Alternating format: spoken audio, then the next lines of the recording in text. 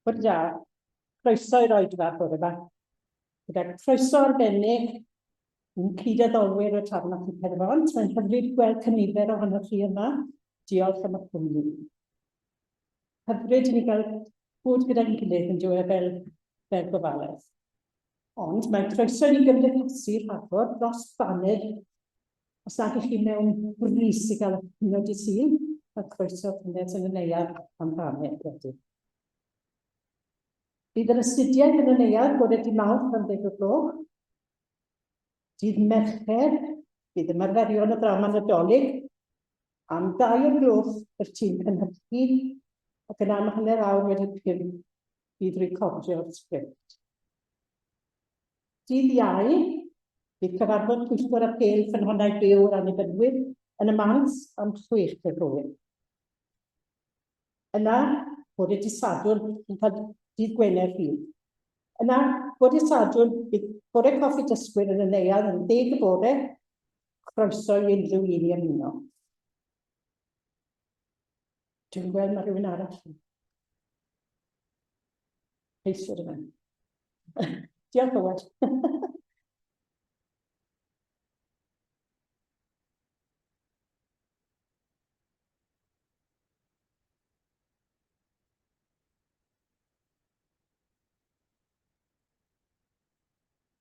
Na fi gyhoeddi gweddill coediadau a gewch chi copi wedyn.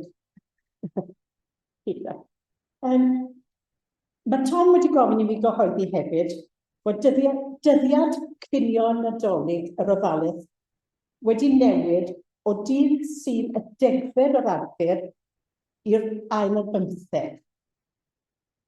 Oherwydd, doedden nhw ddim yn gallu cymryd gymaint o bobl ar y 10, felly bydd yn cinio.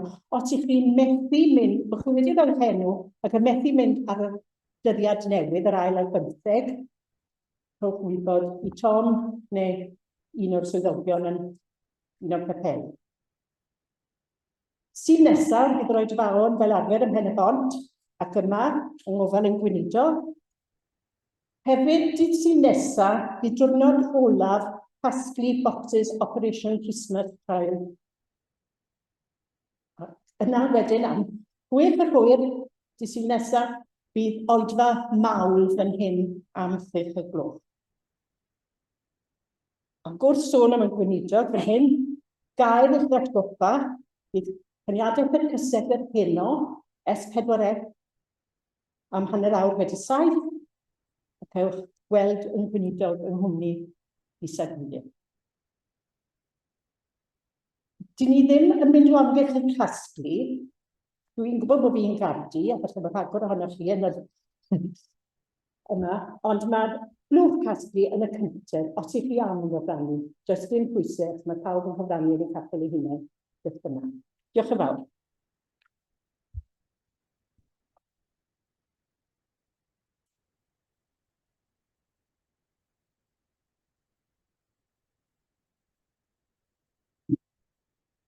Bore da.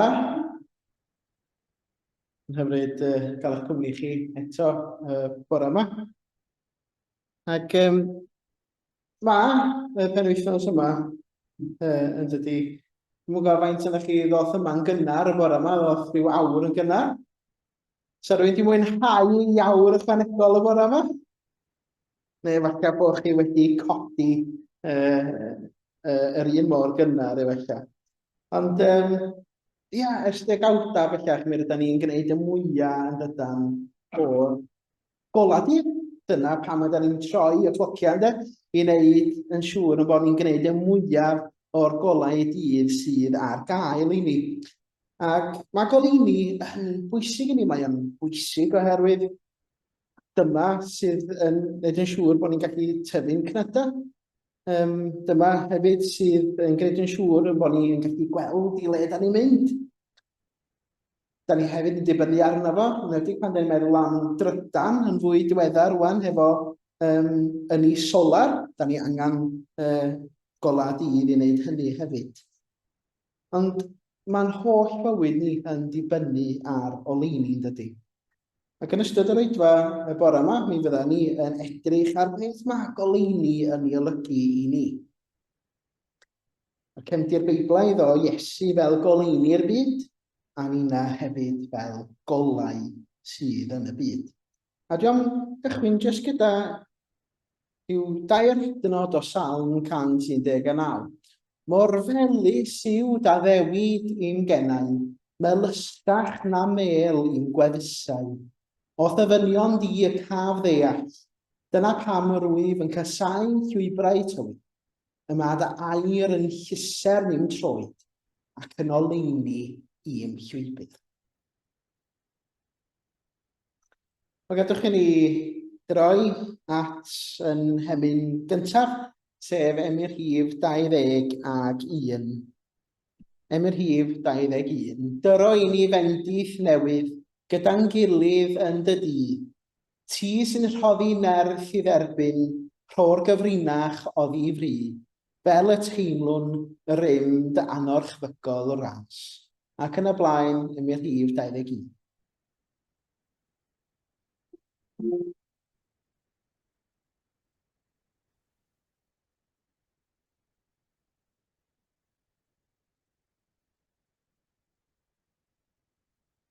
Fe fyddaw yn darlleniad ni bore yma o Lyfr Matthew, Efengyl yn ôl Matthew ac i benod 5, adnodau 13 i 16. Dwi am ddarllen yr adnod gyntaf, ac yna mi gewch chi ymuno hefo fi i adrodd y 2 adnod sydd yn dilyn. Ac felly, gadwch i ni gydadrodd hon. Na i'r adnod gyntaf. Chi ydi halan y ddeiar, ond pan mae'r halan wedi colli flas, pa obaith sydd i'w wneud yn hallt eto. Dydy o'n dda i ddim, ond i'w daflu ffwrdd a'i saffu dan draed. A ymunwch efo. Chi ydy'r golau sydd yn y byd. Mae'n amhosib cuddio dinas sydd wedi adeiladu ar ben bryn, a does neb yn goleuo lamp i'w osod o dan fowlen. Na, da chi'n gosod lamp ar fwrdd mwyn iddi roi golau i bawb yn y tŷ. Dyna sydd dylech golau chi ddisgleirio, mwyn i bobl foli'ch tad yn y nefoedd, wrth weld y pethau da da chi i gwneud. Wel ia, bendith Duw ar y darllen a'r gwrando ar yn cyfar ni bore yma. Mae gen i gyfle i weddio rwan, a pan da ni'n meddwl am oleuni, pan da ni'n meddwl am dywyllwch, mae'r ddau yna, goleuni a tywyllwch, yn chwarae ei rôl yn ystod tymor yma o'r flwyddyn. Nid yn unig oherwydd bod y clocia yn troi am un ôl, ond oherwydd mae yna rhywbeth arall sydd yn digwydd, a hynny ar ddiwedd mis Hydref. A sôn ydw i wrth gwrs am Galan Gaeaf. Mae hwnna wedi dod yn fwy a fwy ffasiynol yma yn ystod y blynyddoedd diwethaf. Rhywbeth Americanaidd ydi o mewn gwirionedd.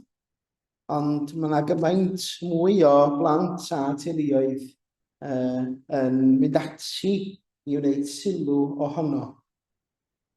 Ond pan da ni'n meddwl am dywyllwch sydd yn byd ni, lle ydych chi'n meddwl sydd angen goleuni arni heddiw? Lle ydych chi'n meddwl mae angen goleuni arna ni heddiw? A dwi am i rhestru nhw, dwi am sgwennu nhw lawr o fan hyn, ac yna mi fydd hwnna'n dod yn rhan o'n gweddi ni bore yma.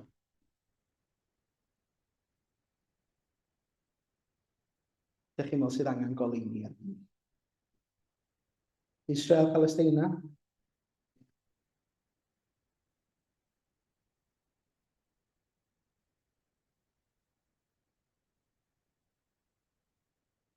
Yr angen sy'n o'n hamgylch ni?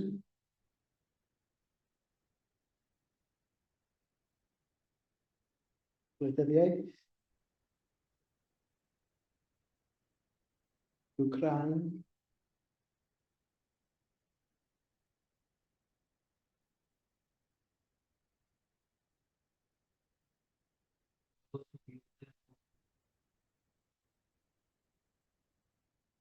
ni, iechyd meddwl,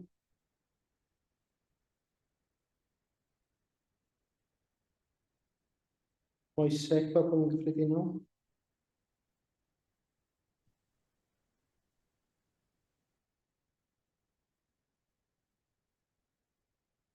cartre,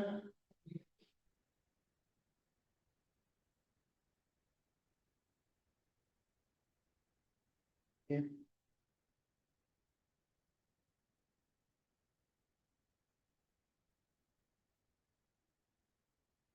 rhywbeth arall, pobl di gartre,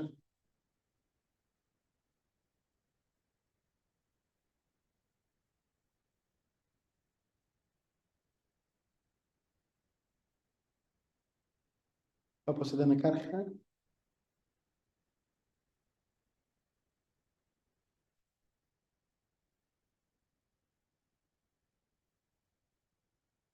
un peth arall,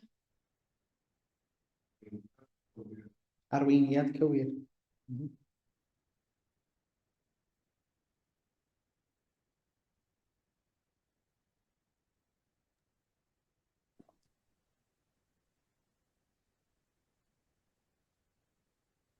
Ydych chi wedi?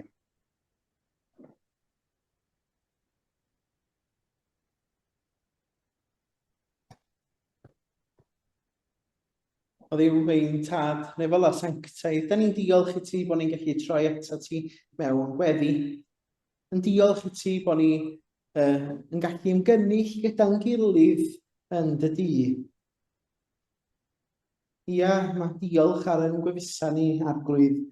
A'r diolch hefyd am y cyfrifoldeb a'r fraint o fod yn oleuni yn ein byd ni. Da ni'n diolch i ti am y darlleniad yr ydyn ni wedi ddarllen gyda'n gilydd y bore yma. Sydd yn dweud mai ni ydy'r golau sydd yn y byd. A mae angen i ni roi'r goleuni hynny i eraill. Ac yn ein cuddio'n goleuni ni. A hynny oherwydd mae fod y goleuni hynny'n dod gyda ti ar blwydd Iesu. Ti sydd wedi rhoi'r goleuni i ni, sydd yn llawn cariad, sydd yn llawn gobaith, sydd yn llawn heddwch. Ac yr ydyn ni'n gweddio arglwydd y bore yma, y bydda ni yn bobl sydd yn rhannu'r goleuni hynny ag eraill. Da ni'n diolch i ti mae Iesu ydy'r gwir oleuni, ac mae ynddo fo roedd bywyd, a bywyd hwnnw yn rhoi gola i bobl. Mae'r golau'n dal i ddisgleirio yn y tywyllwch, a'r tywyllwch wedi methu ei ddiffodd. Da ni'n diolch am y fraint o gael adnabod Iesu, cael yn galw yn blant i Dduw, a helpa ni felly ddisgleirio yn y byd mwyn i bobl dyfoli di. Da ni'n aml yn methu, yn wan ac yn teimlo'n siomedig gyda'n tystiolaeth ni. A da ni'n rhestru'r holl bethau hynny y bore yma, lle da ni wedi gweddio gyda'n gilydd. A mae pethau hynny sydd yn pwyso ar ein calonna a'n meddyliau ni. Yn meddwl am llefydd hynny y bore yma sydd angen goleuni. Ac fi enwon ni Israel a Palestina, Gaza a'r hyn sydd yn digwydd yn y dwyrain canol ar hyn o bryd. Y bobl sydd yn mynd drwy'r fath dywyllwch. A hynny oherwydd gormes rhyfel. A da ni'n meddwl ar yr un gwynt am bobl o'r Ukraine sydd hefyd yn dal i wynebu rhyfel parhaus yno. Wrth feddwl am ryfeloedd, da ni yn meddwl am y bobl hynny sydd yn gwneud penderfyniadau, y gwleidyddion, y bobl sydd yn arwain, ac arglwydd da ni yn gwybod fod angen goleuni ar y bobl heddiw, yn enwedig ar y rhai sydd yn ein harwain ni hefyd. Arglwydd, da ni'n gofyn am oleuni mewn gwleidyddiaeth ac arweiniad cywir. Da ni hefyd yn gweddio dros y rhai sydd yn y carchar, am bobl digartraf, am foeseg cywir, am bobl sydd yn dioddau iechyd meddwl. A mi wyddwn ni am gymaint fwy o dywyllwch sydd yn cuddio yn ein byd ni. Ac felly, da ni'n gofyn i ti arglwydd ein harwain ni i ddod â goleuni i'r mannau tywyllaf hynny. I ddod â chariad a chysur yn harglwydd Iesu Grist. Fel pan ni'n gofio mai ti yw ffynhonnell pob goleuni, a does na ddim tywyllwch yn agos ata ti. A dyn ni'n teimlo bod yn canwych ni ar fi'n diffodd, ar fi'n chwythu ffwrdd, rhaid i ni gofio bod ni'n cael yn goleuo ganddo ti y prif olyn. Fel pan ni weddio am nerth a doethinau. A hynny fel unigolion, fel eglwysi, fel gofalaeth, fel Cristnogion. Fel ein bod ni pob dydd yn gallu rhoi chydig o olau Crist i eraill. O ddiwyn tad cliw ni'n gweddi ni felly. Gan bod ni'n gofyn hyn oll yn enw ac yn heiddiant yn harglwydd Iesu Grist. Ond ysgodd i weddio i ddweud gyda'n gilydd. Ein tad, o'r hyn yr wyt yn y nefoedd, sancteiriau'r den, deled y deyrnas, gwneler y de wyllid, megis yn y nef, felly ar y ddeiar hefyd. Dyro i ni heddiw ein bara fynyddion, a maddau ni ein dyledion, fel y maddeuwn unau i'n dyledwyr, ac nac harwai ni brofedigaeth, eithyr gwared ni rhag y drwg, ni seddo tiw'r deyrnas, a'r nerth, a'r gogoniant, yn oes oesau.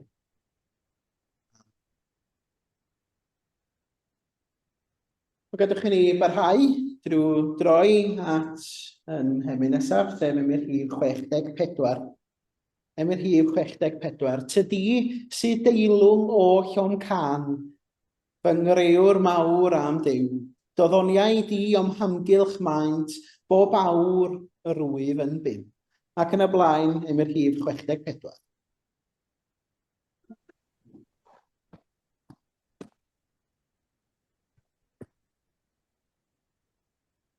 Beth ydy goleuni? Hwna'n gwestiwn i chi atab? Be ydych chi'n dweud ydy goleuni? Diffyg tywyllwch. Ie. Sle fydd adla fo hwnna? Be arall ydy goleuni chi? Gallu gweld? Ie. Arweiniad? Ie. Go mewn cartŵn, de. Os di rhywun wedi cael bren wef, mae'na light bulb bach does. Mae rhyw bulb bach yn dangos i'w chi benno. Ie. Mae rhywun wedi cael rhyw oleuni ar y mater i. Be arall di goleuni? Ie.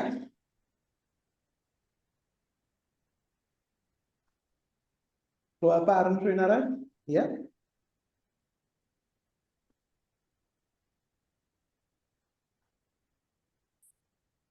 Pardon? Teimlad da am fod yn fyw?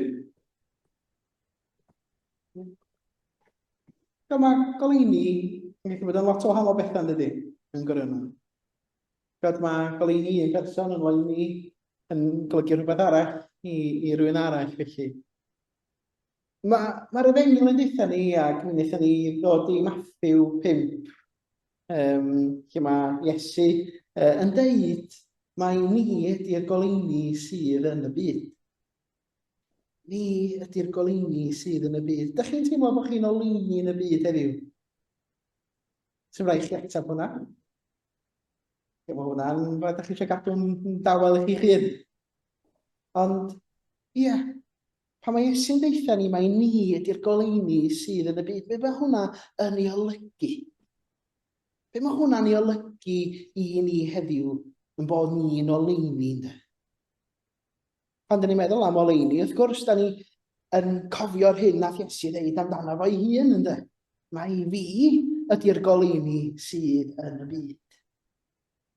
Ond yma'n hyn mae'n deud, wel, chi ydy'r goleuni sydd yn y byd. Ym mhob man ar hyn o bryd yn siopa, yn ysgolion, ar y teledu, mae un peth sydd yn hwylio sylw cymaint o bobl, a nes i sôn amdano fo ar gychwyn yr oedfa bore yma, sef, wrth gwrs, Calan Gaeaf. Ydych chi'n gweld y lluniau hyn o bosib ar y strydoedd? Gan ni'n cymaint ac yn America, dibynnu ar y tywydd o bosib, yndi? Ond mae yna gymaint o bartion Calan Gaeaf yn pob man bellach, ac sawl ysgol yn gwneud hynny hefyd. Ond erbyn hyn mae gwyl Calan Gaeaf wedi tyfu fod yn un o brif gwyliau yma yn Nghymru. Ac mae'n rhywbeth masnachol iawn, lle mae y siopa yn gwerthu cymaint o nwyddau Calan Gaeaf a maen nhw'n gallu. Adag yma'r flwyddyn, dydy o ddim yn beth da i dechrau golli pwysau chwaith. Dach chi'n deud chi hun na'i brynu das, pethau melys, rhag ofyn, fy'n ar rhai yn curo'r drws.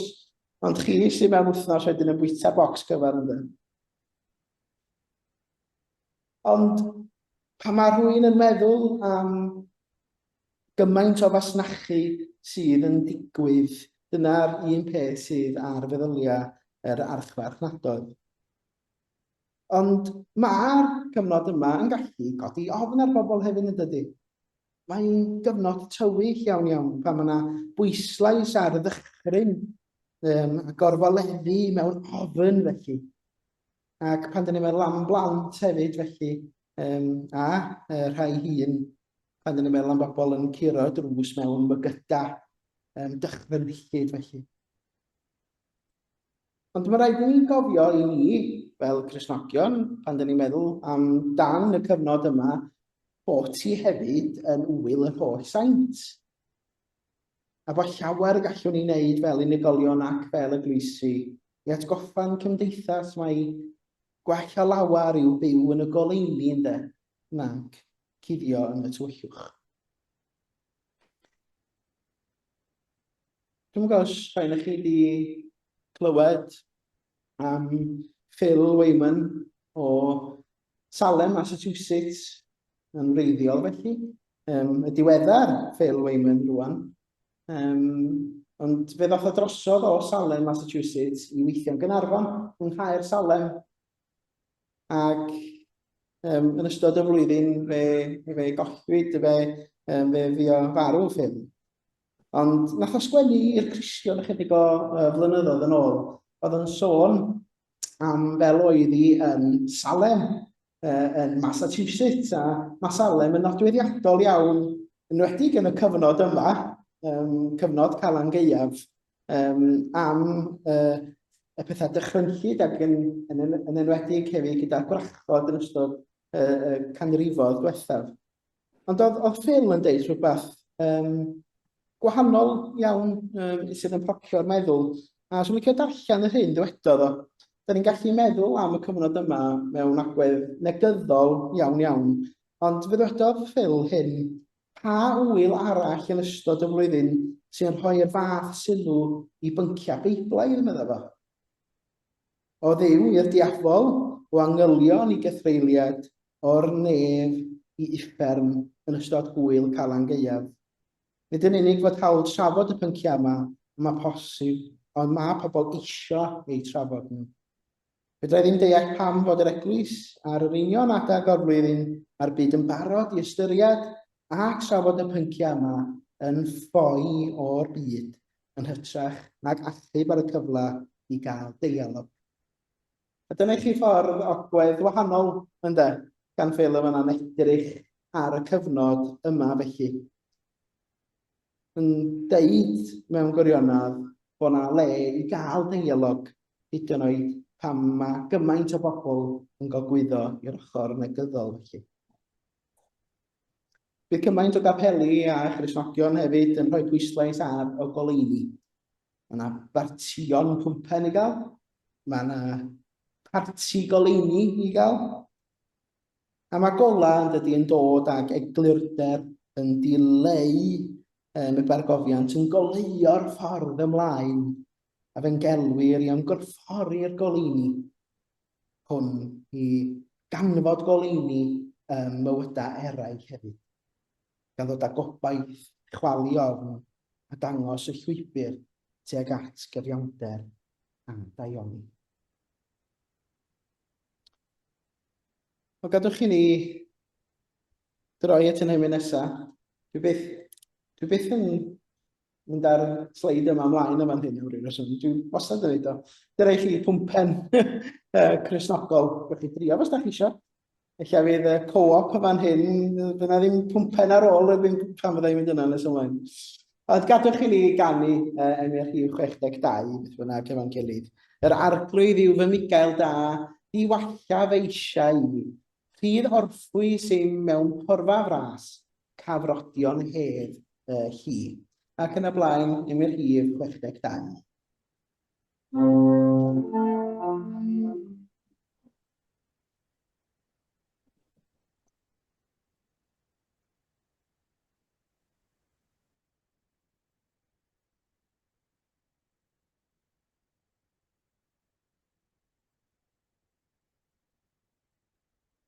Mewn byd lle mae yna ansicrwydd, anobaith ac anhysgwrdd,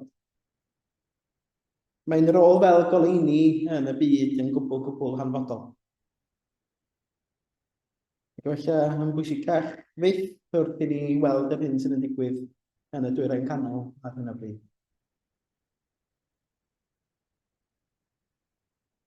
Rydyn ni ofyn i ni hunan sut ydyn ni yn bod yn oleuni yn byd ni. Yn ymwybod ar pob dydd, adra,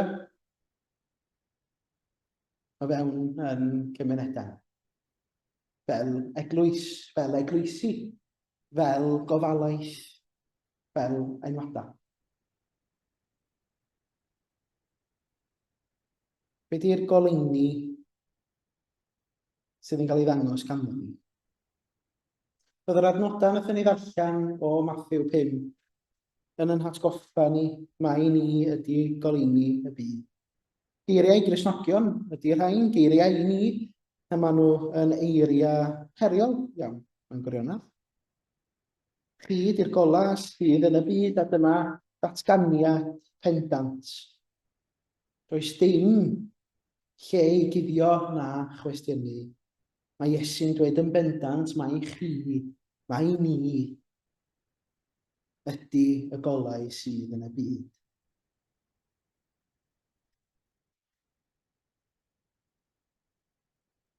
Ond ni yn meddwl am ffordd ydyn ni yn dangos y goleuni, a mae'r darlleniad yn dangos ni hefyd, mae yna 2 lun gyda fi fyny ar y sgrin.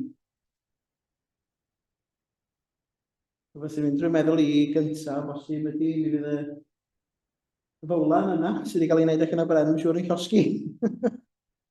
Ond, na, mewn gwirionadd ydy pan ydych chi yn mygu canwyll fel yna, beth sy'n digwydd iddi hi, wel, mae hi'n mynd allan dydy, mae'n mynd i ffwrdd. Ond di hefyd ddim yn rhoi goleuni i neb arall. Lle mae'r ail un, y goleuddi, yn dydy, di cael ei osod mewn lle bobl gweld y goleuni hynny am filltiroedd lawer. A mae'r darlleniad yn deitha ni, wel, fel hyn mae rhaid i ni fod ynddo. Mae rhaid i ni fod yn oleuni Gellid bobl weld o bell y goleuni hynny.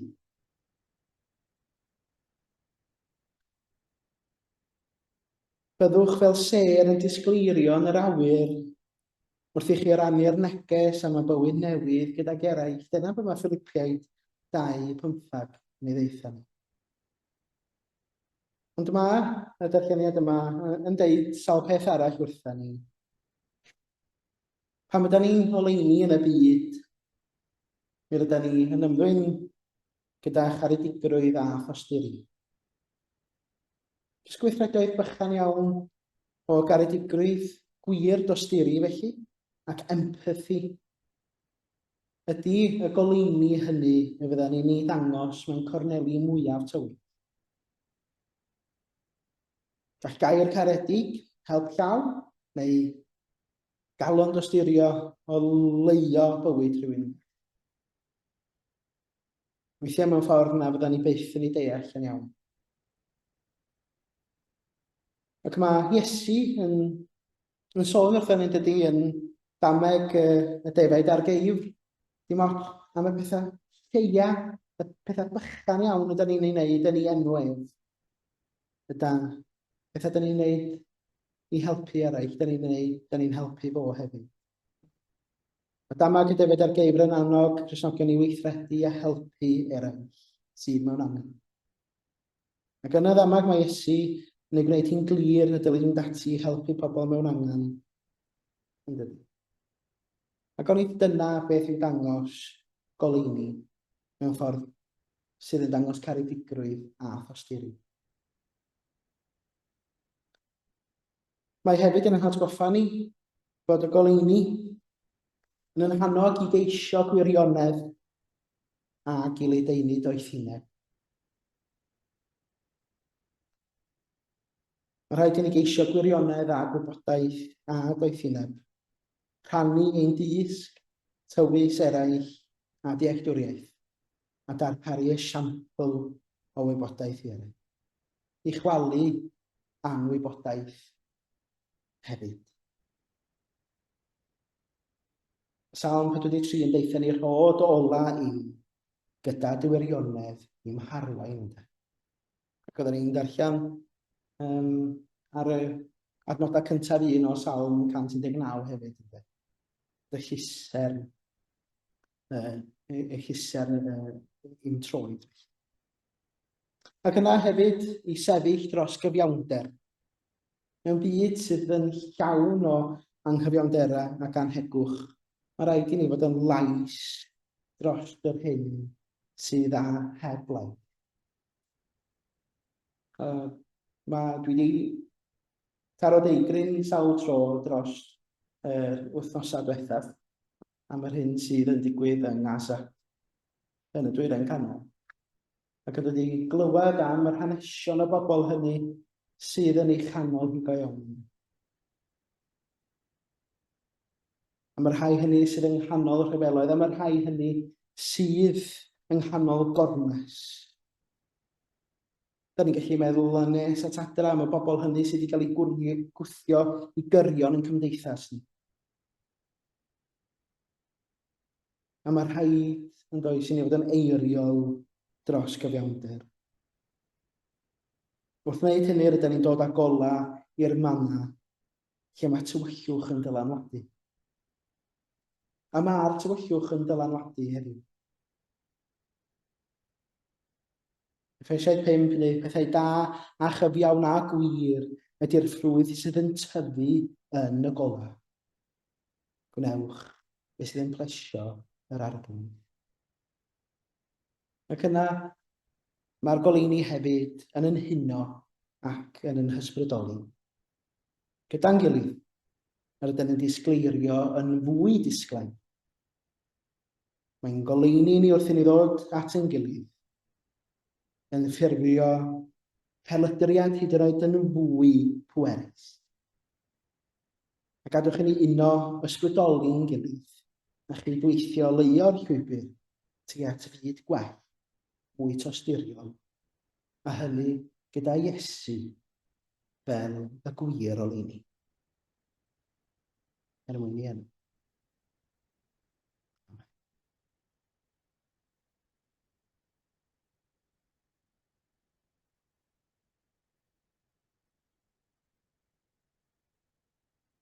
Gwella ddech chi yma.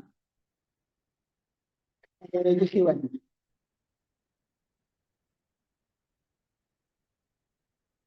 Rhaid i chi wedi hefyd? Rhaid i chi? Gadwch chi ni droi at yn hymyn olaf sef hymyn rhif 142. 142.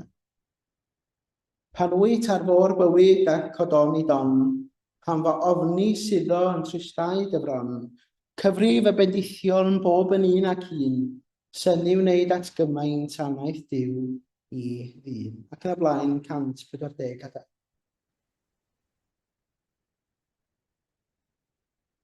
Gallwn ni ddweud gras gyda'n gilydd. Gras ein harglwydd Iesu Grist a chariad Duw, a chymdeithas yr ysbryd glân, a fyddo gyda ni. Amen.